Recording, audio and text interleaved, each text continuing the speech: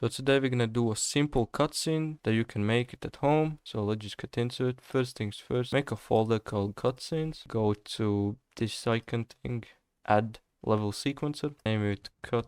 I think that's how you type cutscene. I don't know, probably not cutscene. Anyway, and you can see you will get this sequencer, right? This is your timeline, like in video editing, this timeline. We're gonna add the camera, so let's have a camera. This will be just a sine camera, works like a cinematic, so I'll just drag in the sine camera and drag it into the timeline, just like that, and bam. You can see it's really close, so you can go to lens settings and make it like 12 millimeter. And what we are going to do is look at this cube. It's going to move from that spot to somewhere there. So we're gonna have a camera. I'm not really a good filmmaker, so we're gonna have a camera from here. So from here. So now in the timeline, you will see this transform. Open that up. There will be location, rotation, and scale. Before we add a keyframe, you can go to this icon. It has keyframes. It will have linear, constant, cubic, and all that kind of stuff. Select the cubic auto for now. Should be default. Now at 0, 0, 0, add a keyframe. Just click on this transform and this little round shape thing. Just add that, and you will see a circle. Now go to another location. For example, let's do like this, and go to end of it. Or actually, no. First things first, go to the end of the timeline, and go, for example, right here, and add another key. So now if you go back to 0, 0 and press spacebar, it's going to smoothly go to this location.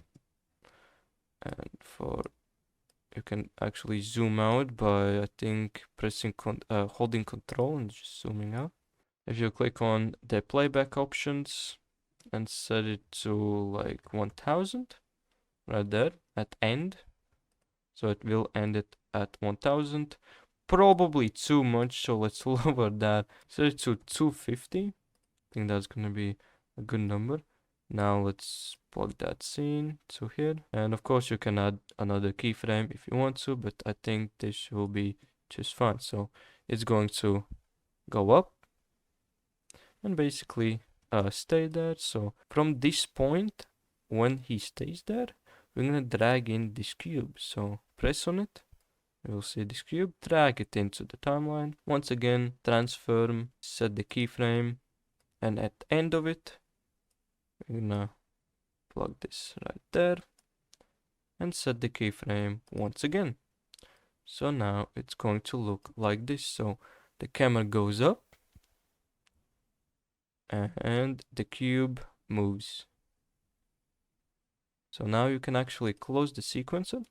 And now we are going to add the trigger box to actually trigger the event. So go to quick add and search for trigger box, and let's put it right there. Let's set the scaling 5. 5 will do, and the height will be 5 as well. Select the trigger box, go to open level blueprint, right click, add event from trigger box, collisions, and actor begin overlap. From the actors, we're gonna do cast to third person or first person. For me it's the first person. We are going to do once because we don't want to do it again.